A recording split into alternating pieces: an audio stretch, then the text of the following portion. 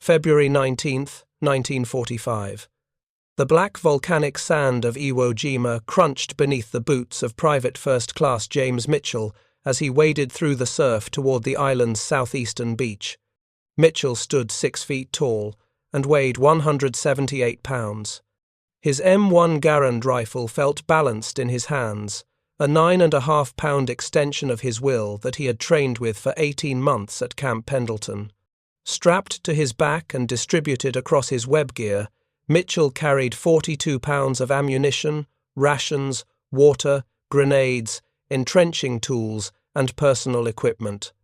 The load represented 23% of his body weight, carefully calculated by Marine Corps planners to maximize combat effectiveness while maintaining tactical mobility. Before we jump back in, tell us where you're tuning in from, and if this story touches you, make sure you're subscribed, because tomorrow I've saved something extra special for you. 300 yards inland, concealed within a reinforced concrete pillbox that had taken Japanese combat engineers 6 months to construct, Corporal Kenji Matsuda pressed his eye against the firing slit and watched the American landing craft disgorge their human cargo onto the beach. Matsuda stood 5 feet 3 inches tall and weighed 119 pounds. He had been a fisherman from Hokkaido before conscription found him in 1942.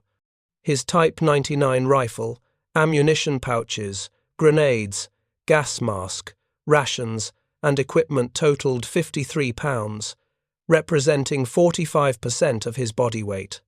What neither man fully understood in that moment was that the 17-inch height difference and 59-pound weight disparity between them represented far more than simple physical variation. That gap embodied industrial capacity, nutritional science, logistics superiority, and fundamentally different approaches to human performance in warfare. The mathematics of combat were about to become brutally clear across 8 square miles of volcanic rock that would consume 36 days and over 28,000 American casualties before the island's fall. Mitchell's first steps onto Iwo Jima's beach occurred without opposition. Japanese commanders under Lieutenant General Tadamichi Kuribayashi had abandoned the traditional strategy of defending at the waterline, recognizing that American naval gunfire would annihilate any forces positioned on the exposed beaches. Instead, Kuribayashi had implemented defense in depth, transforming the island's interior into a maze of bunkers, tunnels, and artillery positions designed to inflict maximum casualties on American forces advancing inland. The plan exploited every advantage Japanese defenders possessed, while minimizing exposure to American firepower superiority. The beach itself stretched roughly 600 yards in length, rising from the waterline to terraces of loose volcanic ash that climbed toward the island's interior highlands. Mitchell's company moved inland in tactical formation, struggling through ash that shifted beneath their boots like coarse black flour.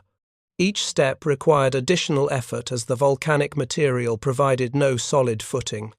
Men sank ankle-deep with every stride, their leg muscles working overtime to maintain forward momentum while carrying their combat loads.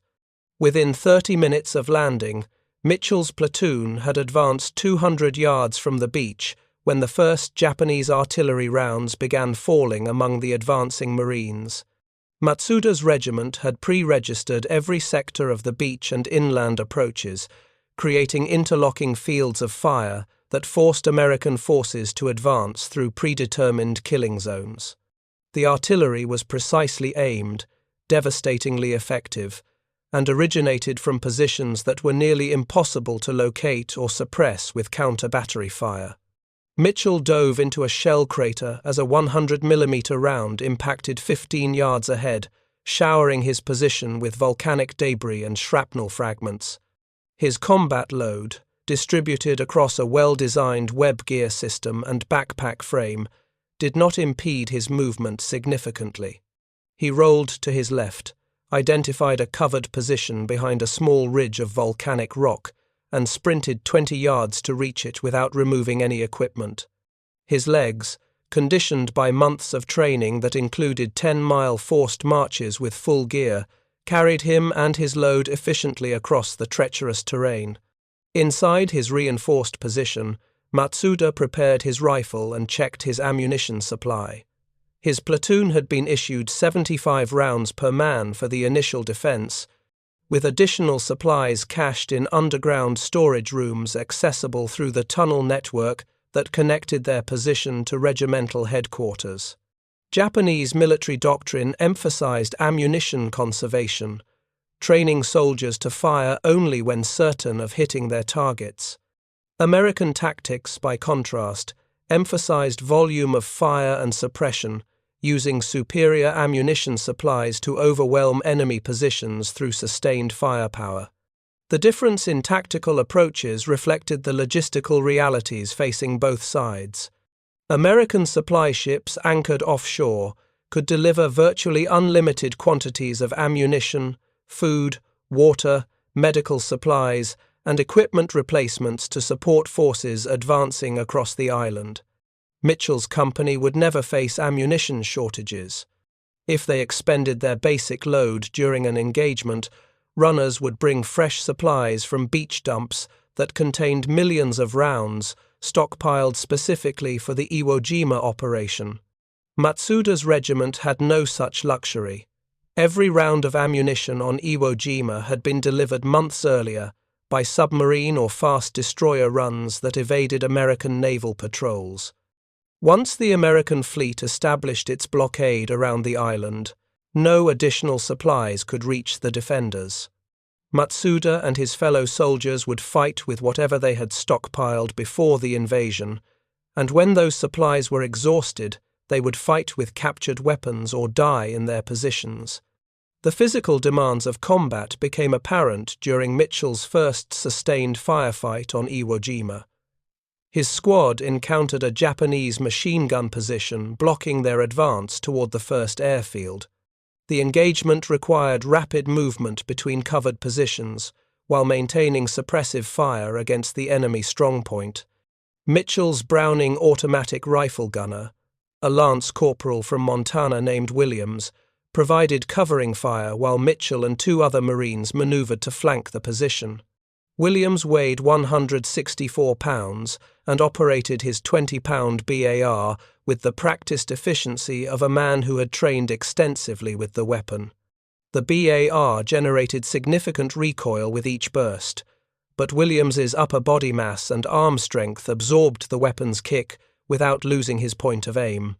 He fired controlled 3 to 5 round bursts, conserving ammunition while maintaining enough volume of fire to keep the Japanese positions suppressed.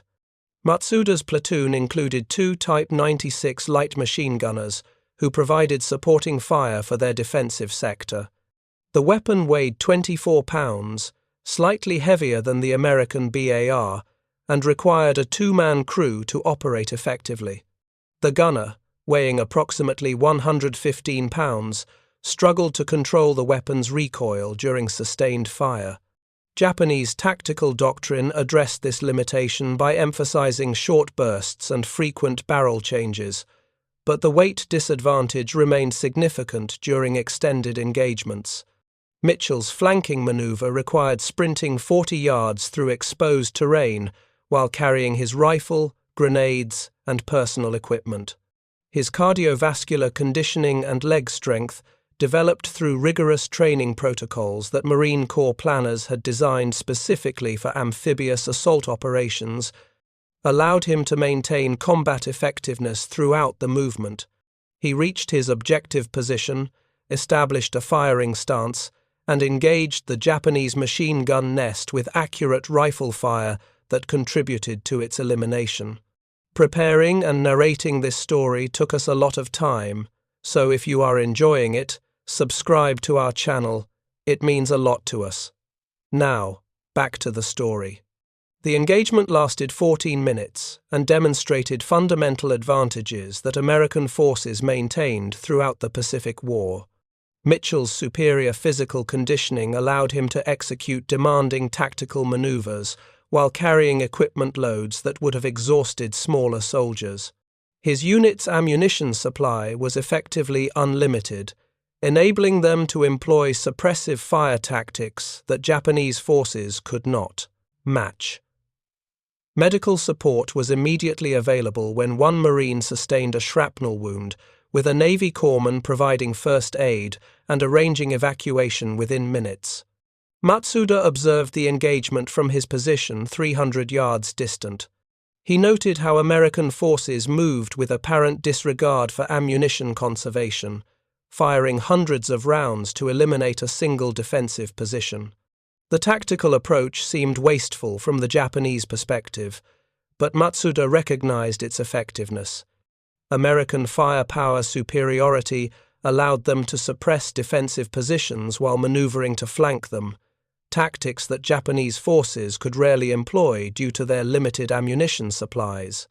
By the evening of the first day, Mitchell's battalion had advanced approximately 400 yards inland at the cost of significant casualties. The volcanic terrain, combined with effective Japanese defensive fires, had slowed the American advance far below pre-invasion estimates. Mitchell had consumed one of his 3 K-ration meals and refilled his canteen from supplies brought forward from the beach. His physical condition remained good despite the demanding combat operations. His body weight would fluctuate minimally during the battle, supported by regular resupply of food and water. Matsuda's situation differed dramatically. His platoon had been issued 3 days of emergency rations when they entered their defensive positions 2 weeks before the American invasion. Those supplies consisted primarily of rice, dried fish, and hardtack biscuits, providing approximately 1,800 calories per day, barely sufficient for soldiers engaged in combat operations. Japanese logistical planning had allocated supplies based on the assumption that defensive operations required fewer calories than offensive operations, a calculation that proved tragically inadequate for soldiers fighting from fixed positions under constant bombardment. The underground defensive system that Matsuda occupied represented Japanese military engineering at its most sophisticated. Tunnels connected individual fighting positions, allowing defenders to move between locations without exposing themselves to American observation or fire. Command posts, ammunition, storage rooms, medical stations, and living quarters had been carved into the volcanic rock at depths that protected them from all but the largest American bombs and naval shells. The system had consumed thousands of hours of manual labor, excavated with hand tools by soldiers and Korean forced laborers who had worked through the summer and fall of 1944. The tunnels themselves reflected Japanese anthropometric considerations.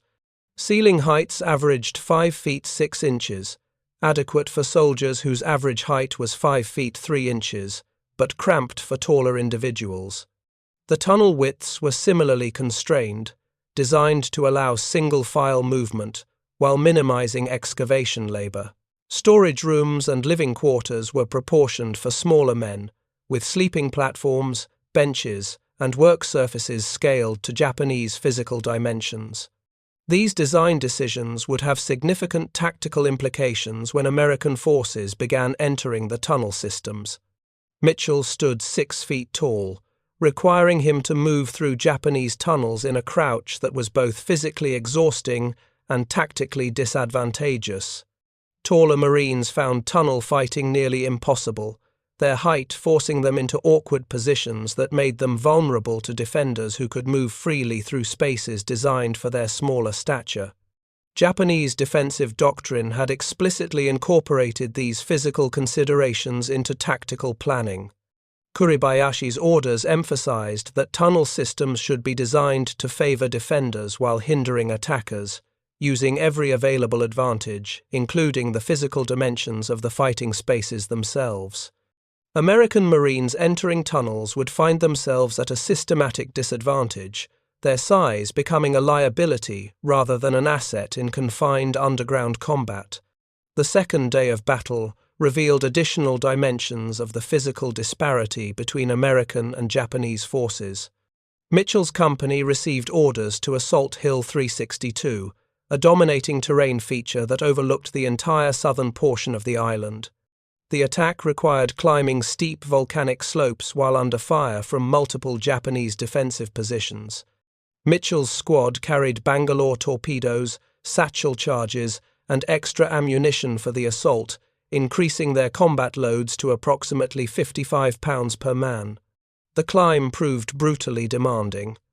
Volcanic ash provided minimal traction, causing men to slip backward with nearly every step. Japanese defenders on the heights rolled grenades down the slopes and maintained accurate rifle fire against the advancing Marines.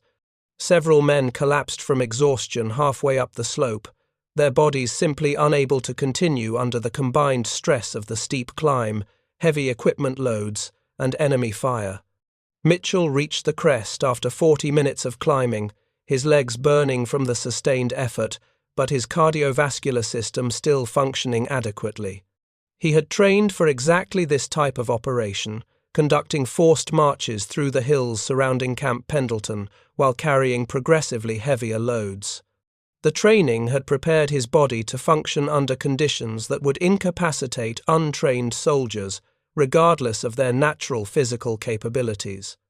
Matsuda's platoon, defending positions on the reverse slope of Hill 362, had prepared for the American assault by stockpiling grenades and ammunition in their bunkers. Each soldier had carried his share of defensive supplies to their positions during the preparatory phase, making multiple trips through the tunnel network to build up adequate stocks.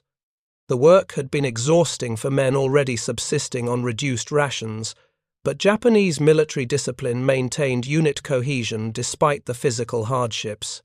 When Mitchell's company crested the hill, they encountered a defensive line that had been constructed with meticulous attention to fields of fire and mutual support. Matsuda's position covered the most likely American approach route, with adjacent positions providing overlapping fire that created a killing zone any attacker would have to cross. The Japanese had learned through bitter experience during previous island campaigns that they could not match American firepower or tactical mobility in open terrain battles. Their survival depended on defensive positions that negated American advantages, while exploiting their own strengths in marksmanship, camouflage, and intimate knowledge of local terrain. The battle for Hill 362 consumed 3 days of sustained combat. Mitchell's company employed flamethrowers, demolition charges, and close-quarters assault tactics to reduce each defensive position individually. The work was methodical, brutal, and horrifically costly. American casualties mounted steadily as Marines advanced yard by yard against defenders who fought from prepared positions until death. Matsuda survived the first 2 days of fighting, his position holding out through repeated American assaults. He fired approximately 60 rounds during that period, each shot carefully aimed at exposed targets.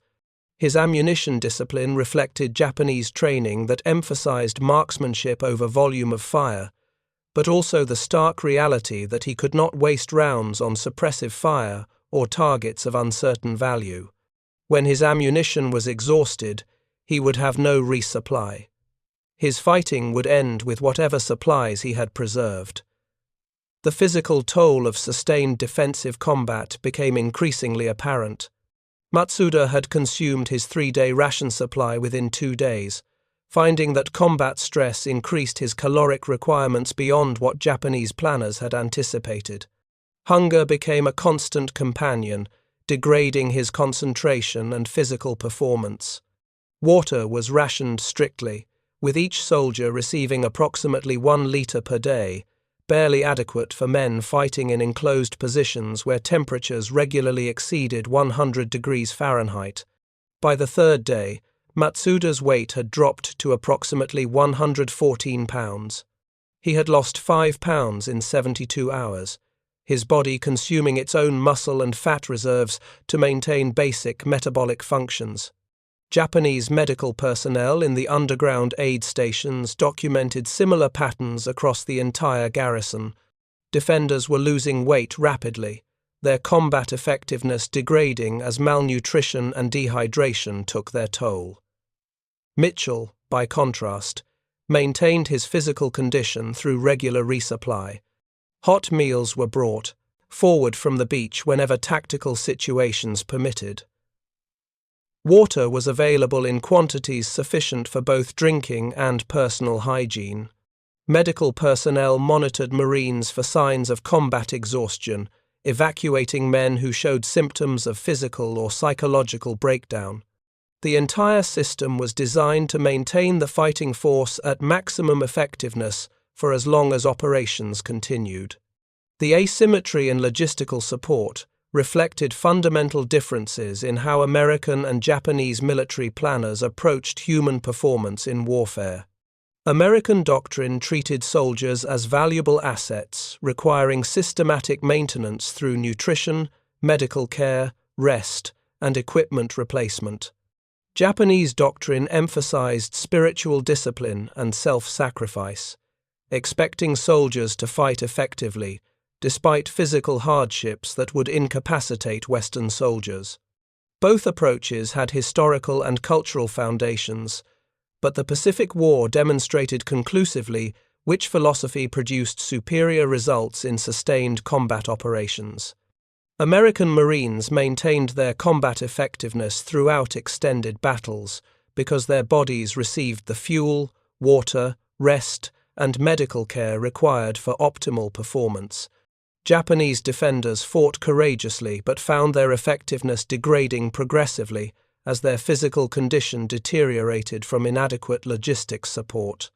On March 3, 1945, Matsuda's position was finally overrun by American forces employing flamethrowers and demolition charges. He attempted to withdraw through the tunnel network to a secondary defensive position, but found his weakened physical condition made rapid movement impossible. An American Marine, not Mitchell but a corporal from Texas, encountered Matsuda in a tunnel junction. The brief struggle that followed demonstrated how physical disparity could determine outcomes in close-quarters combat. The American corporal weighed 172 pounds, outweighing Matsuda by 53 pounds. When both men grappled for control of the confined space, the weight advantage proved decisive. Matsuda's malnourished body lacked the strength to resist an opponent who maintained full physical conditioning through adequate nutrition and rest.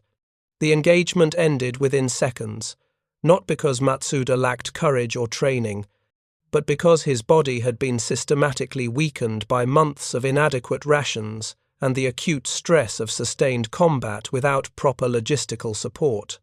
Mitchell advanced deeper into the tunnel network throughout the second week of battle, his company tasked with reducing the underground positions that formed the core of Japanese resistance. The tunnel fighting proved extraordinarily difficult, with American forces discovering that their physical advantages diminished significantly in confined spaces designed for smaller defenders. Mitchell's height forced him to move in an awkward crouch that exhausted his legs and back muscles within minutes. Taller Marines were simply unable to operate effectively in spaces where they could not stand upright or move naturally. American tactics adapted to these constraints by avoiding tunnel fighting whenever possible. Engineers used demolition charges to seal tunnel entrances, eliminating defensive positions without risking Marines in underground combat. Flamethrowers pumped burning fuel into tunnel mouths, creating temperatures that made the spaces uninhabitable. Bulldozers collapsed sections of the tunnel network, burying defenders alive in their prepared positions. These methods were brutal but effective, allowing American forces to neutralize defensive systems that their physical dimensions made difficult to assault directly.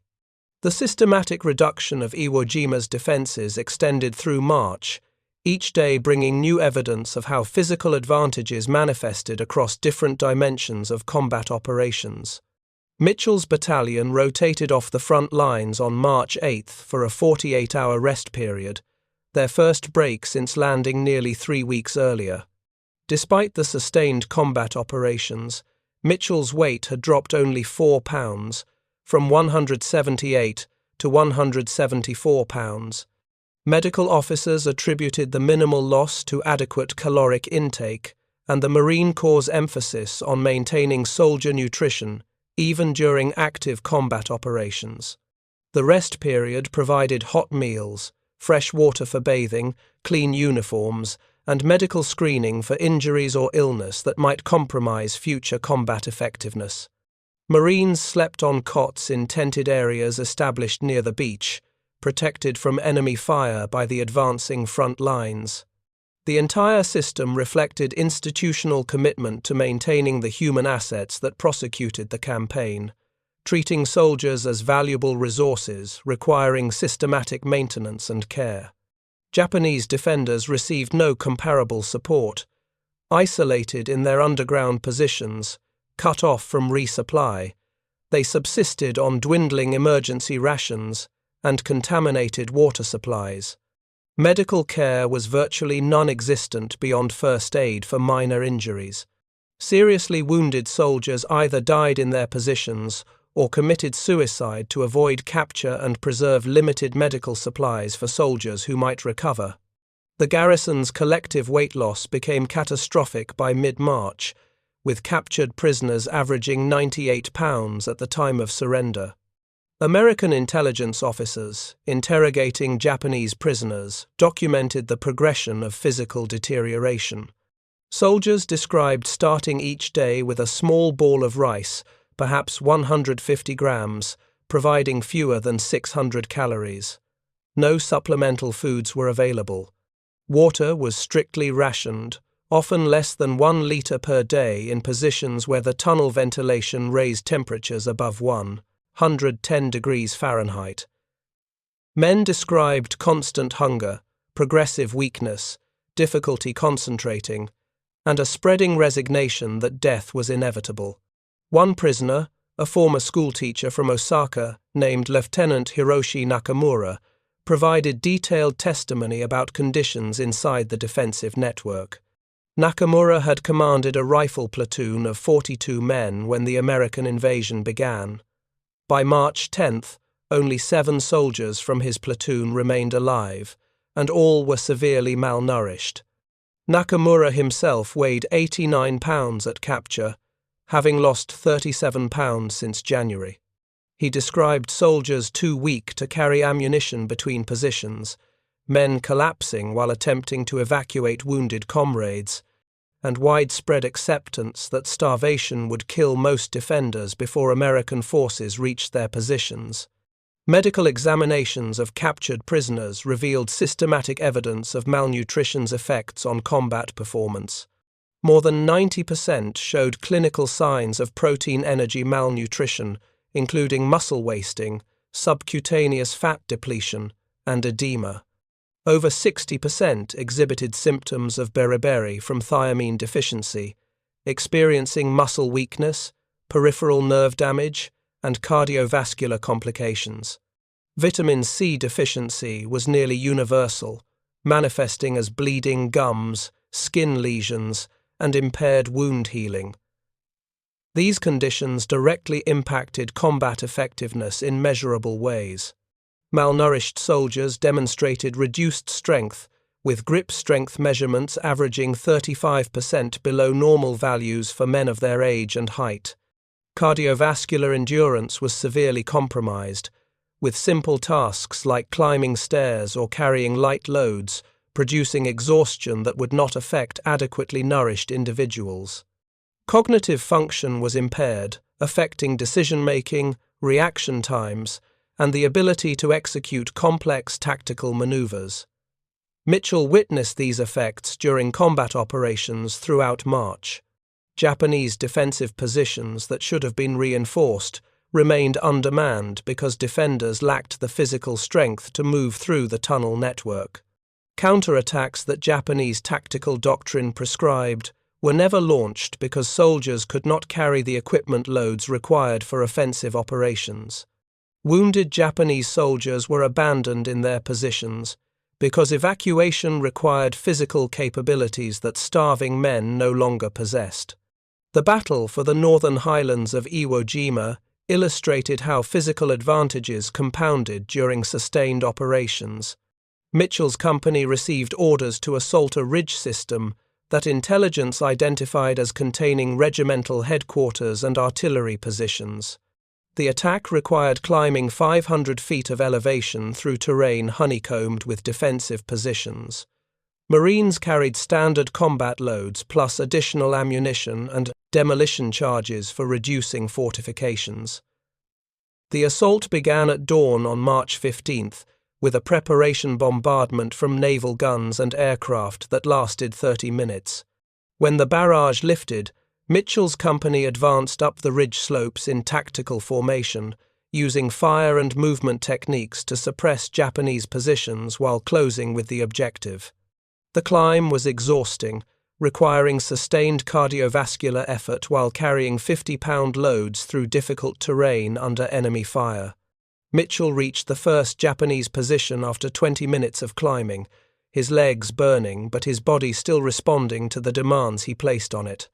His squad used satchel charges to destroy the concrete bunker, then advanced to the next position in the defensive line. The work continued for 4 hours, each position requiring similar effort and producing similar results.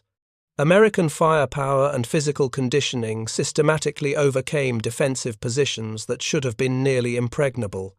The Japanese defenders occupying those positions had constructed elaborate fortifications over months of grueling manual labor. They understood the terrain intimately and had positioned their weapons to create interlocking fields of fire that covered every approach route. They possessed courage and determination that American Marines recognized and respected. But their physical condition had degraded to the point where they could no longer execute the defensive tactics their positions demanded. Soldiers too weak from malnutrition to throw grenades accurately watched American Marines advance into range but could not effectively engage them. Machine gunners struggled to traverse their weapons quickly enough to track moving targets. Riflemen found their marksmanship degrading as malnutrition-induced tremors affected their ability to hold steady aim. These were not failures of training or courage, but simple biological consequences of bodies that had consumed their own muscle tissue to survive while defending positions that could not be adequately supplied. By March 20th, organized Japanese resistance was collapsing across the northern portion of the island. Kuribayashi's final messages to Tokyo acknowledged that his garrison had fought effectively despite impossible conditions, but that continued resistance was becoming physically impossible. Soldiers were dying from starvation as quickly as from American weapons. Ammunition was nearly exhausted. Water supplies were contaminated. The wounded could not be cared for. The defensive system that had inflicted terrible casualties on American forces was disintegrating not primarily from military defeat, but from logistical collapse. Mitchell's battalion participated in the final reduction of Japanese command positions during the last week of March. The fighting remained intense despite the defenders' physical deterioration. Japanese soldiers mounted small-scale counterattacks using captured American weapons and improvised explosives.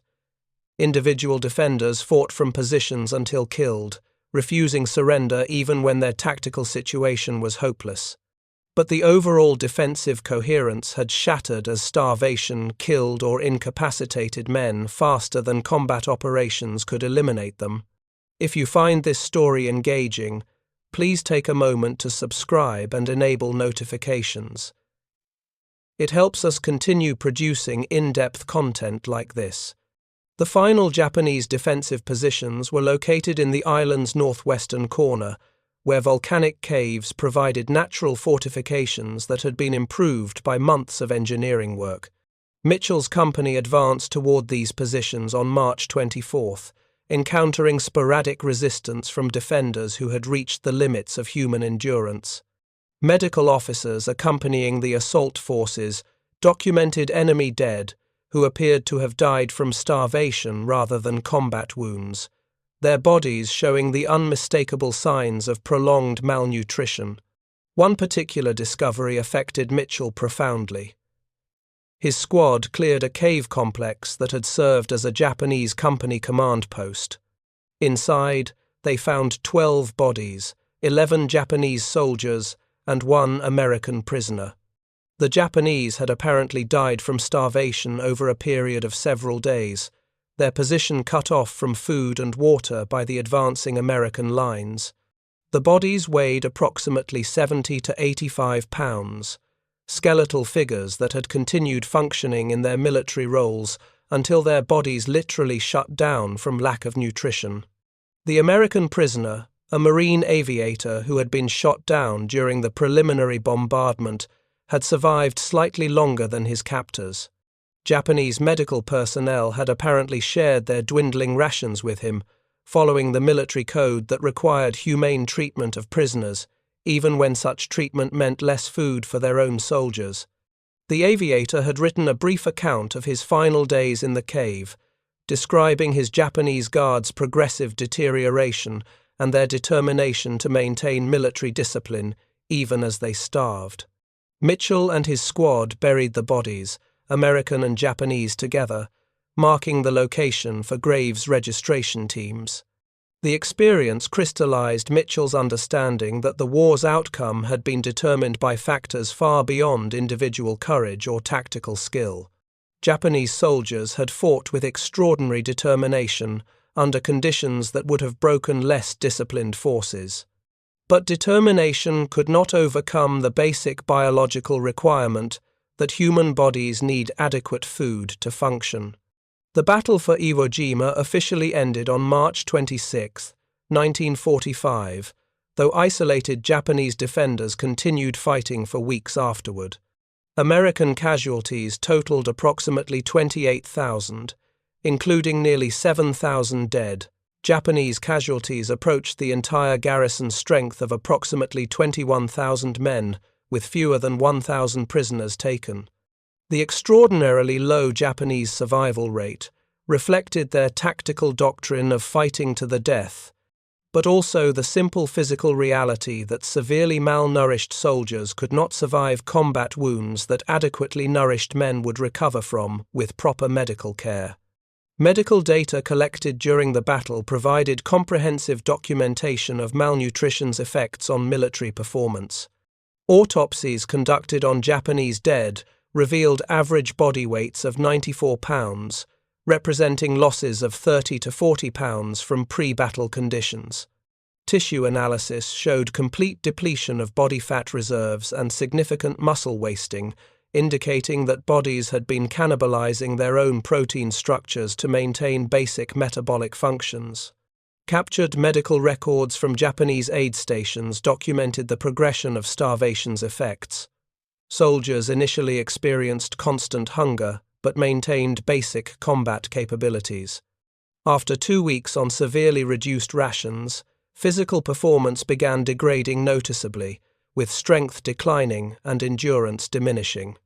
After 4 weeks, soldiers could perform only minimal physical tasks, with many unable to carry equipment or evacuate positions. After 6 weeks, widespread collapse occurred as bodies reached the limits of their ability to function without adequate nutrition. The contrast with American medical support could not have been more dramatic. Mitchell and his fellow Marines received treatment for combat wounds that included immediate first aid from Navy corpsmen, rapid evacuation to battalion aid stations, surgical intervention at field hospitals, and transport to hospital ships for serious cases. The entire medical chain was designed to move casualties from point of injury to definitive care as quickly as possible, maximizing survival rates for even seriously wounded Marines. Survival statistics reflected this systematic difference. American Marines wounded on Iwo Jima had an 84% survival rate when they reached medical treatment facilities. Japanese soldiers with comparable wounds had survival rates below 20%, primarily because their malnourished bodies lacked the physiological reserves to survive trauma and resist infection. Malnutrition weakens immune function, impairs wound healing, reduces blood production capacity, and leaves patients vulnerable to complications that healthy bodies resist successfully. The lessons learned on Iwo Jima influenced American planning for subsequent operations. Intelligence assessments incorporated Japanese nutritional status as a predictable factor affecting combat effectiveness. Planners understood that isolated Japanese garrisons would degrade progressively as their food supplies diminished, with combat capabilities declining in measurable stages over time. This knowledge shaped the strategy for the upcoming Okinawa campaign, where American forces would again face defenders whose physical condition had been systematically weakened by inadequate logistics. Mitchell departed Iwo Jima on March 28 aboard a transport ship bound for Guam, where his battalion would refit and prepare for future operations. He weighed 171 pounds, 7 pounds less than his landing weight, but still well within normal parameters for a man of his height and build. Medical screening cleared him for continued service, and he was assigned to a replacement training program preparing for the planned invasion of Japan. During the voyage to Guam, Mitchell reflected on his experiences and the factors that had determined survival on Iwo Jima. His physical advantages had mattered, certainly. His size and strength had allowed him to carry combat loads, operate weapons effectively, and execute demanding tactical maneuvers that smaller soldiers would have found difficult or impossible. But those individual advantages had been enabled by institutional support systems that maintained his physical condition through adequate nutrition, medical care, and logistical supply. The Japanese defenders he had fought possessed equal courage and comparable tactical skills. Many were better marksmen than their American opponents, having trained extensively with their weapons under instructors who emphasized precision over volume of fire. Their defensive positions demonstrated sophisticated understanding of terrain and fields of fire. Their determination to continue fighting despite overwhelming odds commanded respect from Marines who understood military professionalism when they encountered it. But courage and skill could not compensate for bodies that were systematically starving. 30-pound weight losses transformed capable soldiers into physical shadows who lacked the strength to execute basic military tasks. Malnutrition degraded every aspect of combat performance, from marksmanship to endurance to the ability to survive wounds. Japanese soldiers had been sent to defend positions that their nation's collapsing logistics network could not adequately supply, ordered to fight to the death while their bodies consumed themselves. The size disparity between American and Japanese soldiers was not primarily about genetics or racial differences. Both populations produced physically capable men.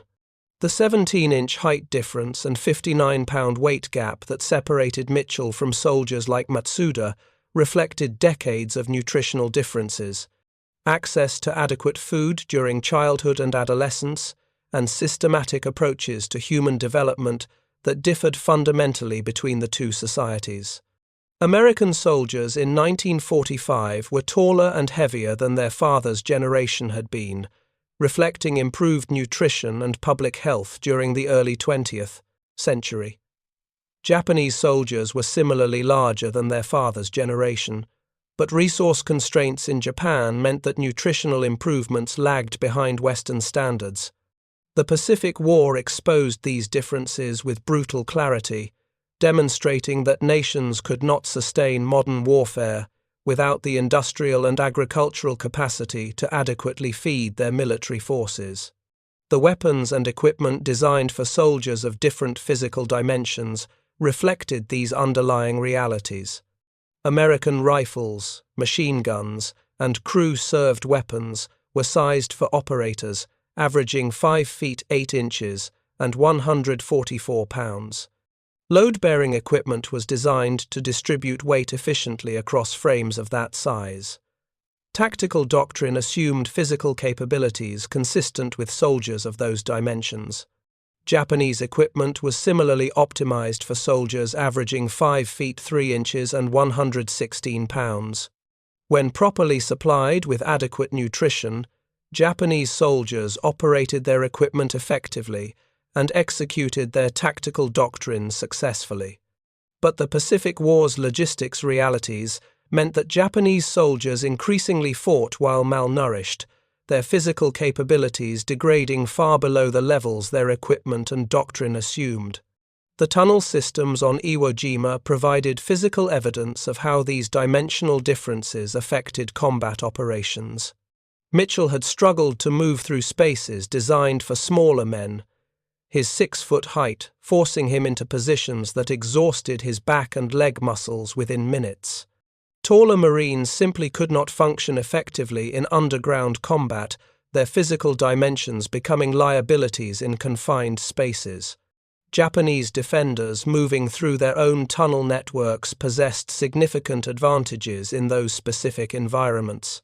They could move at full height, transport equipment efficiently, and fight from positions that Americans found nearly impossible to assault directly. These advantages proved insufficient to determine the battle's outcome because American forces adapted their tactics to avoid fighting in spaces where physical dimensions favored defenders. The broader lesson was that physical advantages remained situational rather than absolute. Size mattered greatly in open-terrain combat, load-carrying operations, weapons handling, and sustained physical performance. But tactical innovation could partially offset physical advantages through defensive positioning, terrain exploitation, and operational approaches that minimized exposure to enemy strengths while maximizing one's own advantages. April 1, 1945. The largest amphibious operation of the Pacific War began as American forces landed on Okinawa, initiating a campaign that would ultimately involve over 550,000 American personnel against approximately 130,000 Japanese defenders. Mitchell participated in the initial assault as part of the 1st Marine Division, landing on beaches that offered surprisingly little resistance. Japanese commanders had learned from previous campaigns that defending at the waterline against overwhelming American firepower merely guaranteed defender casualties without significantly affecting the battle's outcome. The Okinawa campaign would stretch across 82 days of sustained combat, producing over 82,000 total casualties on both sides. The battle demonstrated familiar patterns from previous island campaigns, but on a vastly larger scale. Japanese defenders employed defensive tactics that minimized American physical and firepower advantages while maximizing terrain benefits and tactical innovation. American forces applied systematic pressure, supported by logistics networks, that maintained soldier health and combat effectiveness throughout the prolonged operation. Mitchell's experiences on Okinawa reinforced lessons learned during previous campaigns. Physical advantages mattered, providing measurable benefits in individual combat effectiveness and tactical mobility. But those advantages required institutional support to achieve strategic significance. Adequate nutrition, medical care, equipment supply, and tactical doctrine all contributed to maintaining the combat power that physical capabilities enabled. Japanese defenders on Okinawa faced the same impossible logistics situation that had doomed their garrison on Iwo Jima. Cut off from resupply by American naval forces, they fought with diminishing food stocks, while their physical condition deteriorated progressively. By June, captured Japanese soldiers averaged 96 pounds, having lost 30 to 40 pounds during 3 months of siege conditions. Medical examinations revealed universal malnutrition, with many prisoners requiring hospitalization for conditions related to starvation rather than combat wounds. The war ended in August 1945 following the atomic bombings of Hiroshima and Nagasaki and the Soviet Union's declaration of war against Japan. American occupation forces entering Japan discovered a civilian population experiencing mass starvation, with average daily caloric intake below 1,800 calories per person. The Japanese military forces in the home islands were similarly malnourished, having lost an average of 13 pounds per soldier from their pre-war weights. Mitchell survived the war and returned to the United States in October 1945. He weighed 173 pounds at discharge, virtually identical to his pre-war weight, despite 3 years of military service including sustained combat operations. His physical condition reflected the systematic approach American military planners had taken to maintaining soldier health throughout the conflict. Adequate nutrition, medical care, rest, and equipment had preserved his body's capabilities, despite extraordinary demands placed upon it. The statistical analysis of physical disparities between American and Japanese forces provided objective documentation of factors that had influenced combat outcomes throughout the Pacific War. American soldiers averaged 17 inches taller and 59 pounds heavier than their Japanese opponents, advantages that translated into measurable benefits across multiple dimensions of military performance. Load carrying capacity, weapons handling, sustained endurance, and survival rates all correlated with physical size and the logistical support that maintained soldier health. But the deeper lesson was that physical advantages alone could not determine military outcomes. Japanese forces had demonstrated repeatedly that tactical innovation, defensive positioning, and extraordinary determination could offset significant disparities in individual soldier capabilities. What Japanese forces could not overcome was the systematic logistics failure that left their soldiers fighting while starving, their bodies deteriorating even as their courage and tactical skill remained evident. The Pacific War demonstrated that modern military effectiveness required integration of human performance capabilities with industrial capacity, logistics networks, medical support, and tactical doctrine. Physical advantages provided the foundation, but only systematic institutional support could translate those advantages into sustained combat power across multi-year campaigns spanning thousands of miles of ocean. Up next, you've got 2 more standout stories right on your screen. If this one hits the mark, you won't want to pass these up. Just click and check them out. And don't forget to like, subscribe, and turn on the notification bell so you don't miss any upload from us.